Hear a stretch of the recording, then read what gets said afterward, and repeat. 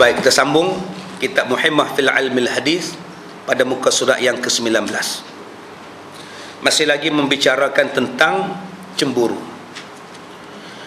Kata Hasan Al-Basri rahimahullahu ta'ala, adakah kamu tinggalkan, yakni kamu biarkan isteri kamu bersuka-suka akan perempuan yang banyak?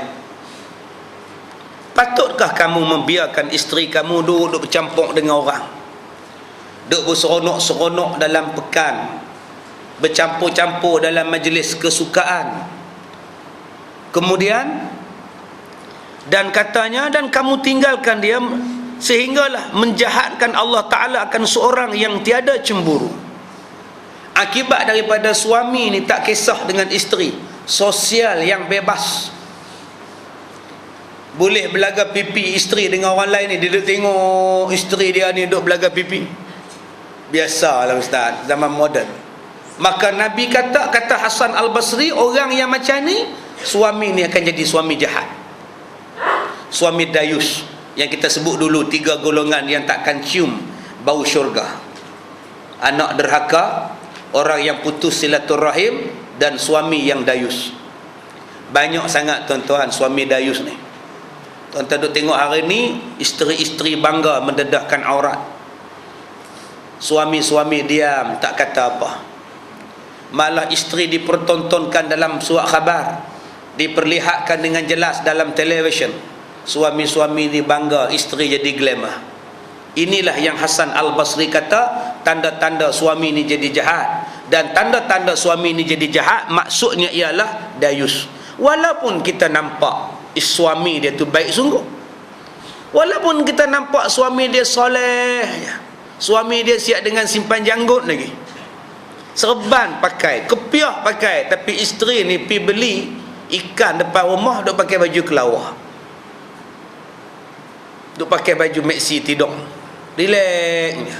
Padahal suami baru balik kuliah subuh, duk baca kitab dekat beranda rumah. Isteri pergi beli suat, beli ikan, mendedahkan aurat, dia tak tegur.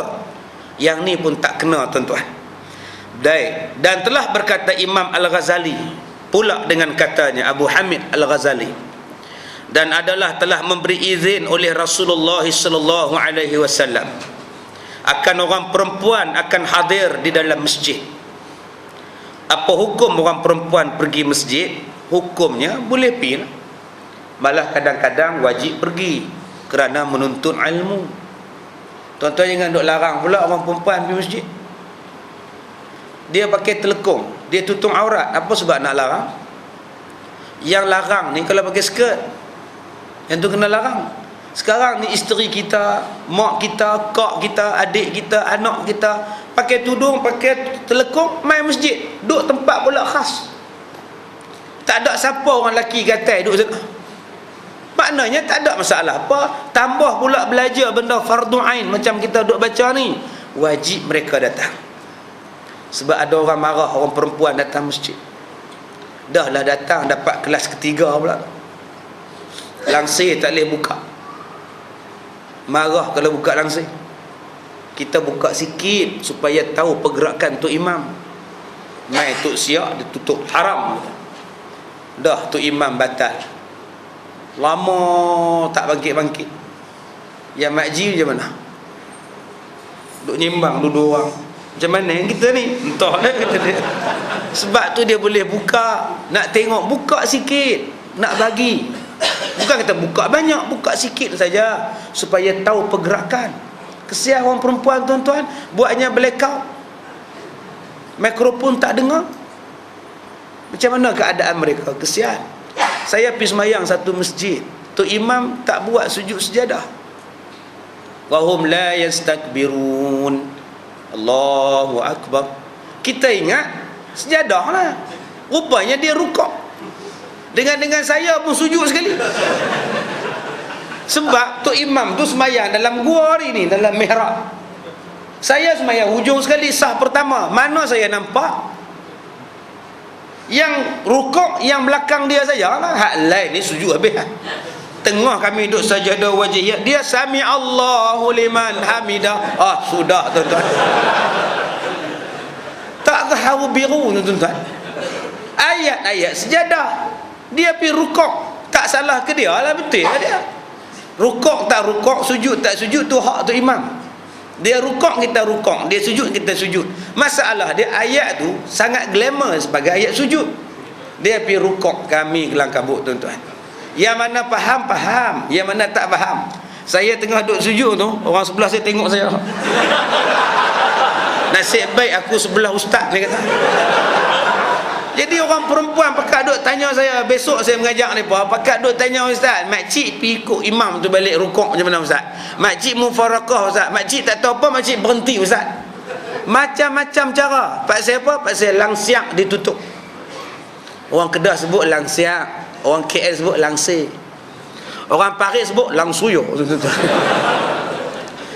Baik, tetapi pada zaman kita sekarang ni ditegah akan dia, melainkan bagi orang yang tua-tua.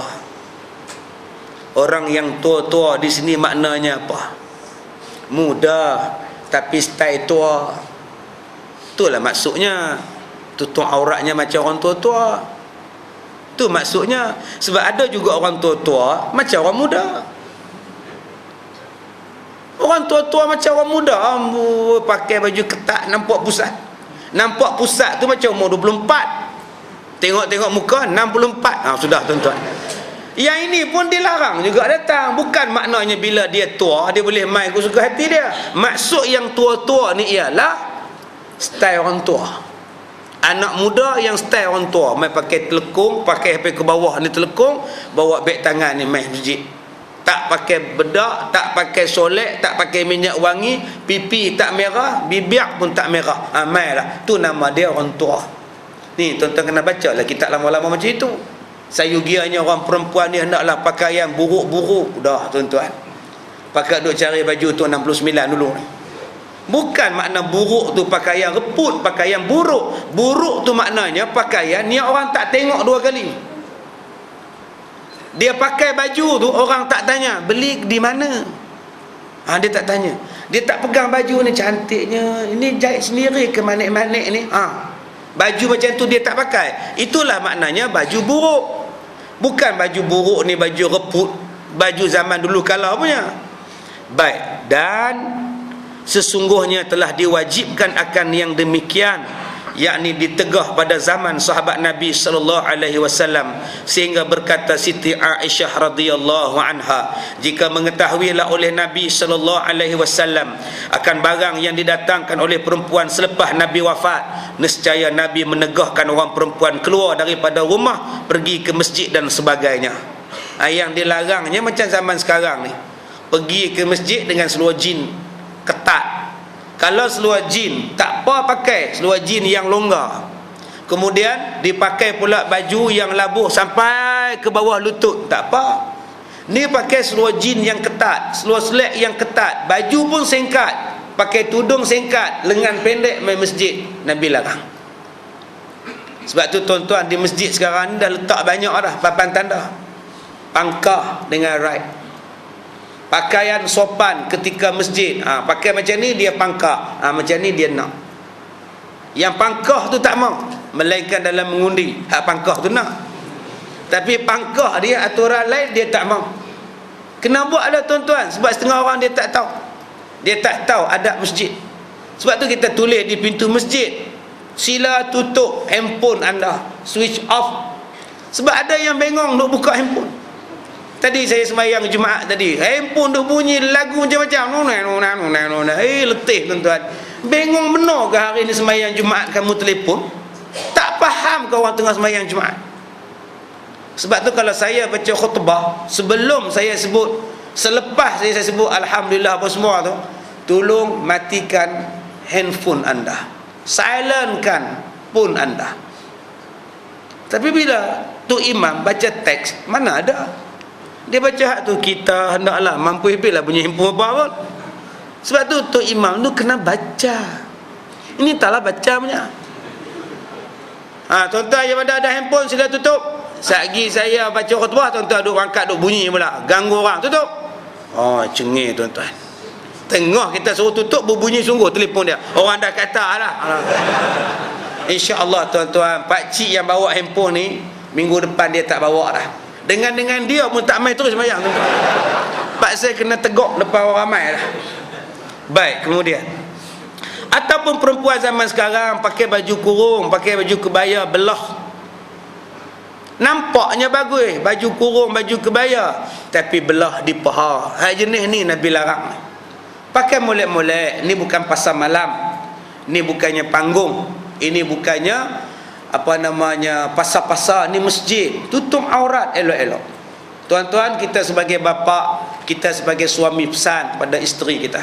Nak main masjid bukan datang ke Giant. Dengan Giant lain, ni masjid lain peraturannya. Baik, demikian lagi adalah Rasulullah sallallahu alaihi wasallam telah memberi izin bagi perempuan keluar pada hari raya tertentu. Isteri kita nak datang sembahyang raya di Padang, silakan. Dia nak pakai telekung beli kat Medan, beli kat Vietnam, biarlah dia pakai. Nabi izinkan. Tetapi tiada harus keluar mereka itu melainkan dengan redha suami mereka. Nak sembahyang raya, pilah. Raya apa? Raya orang Islam lah. Jangan pergi raya di Pabali Tepusam, jangan. Nah, raya haji, raya puasa, silakan. Pergi maulud.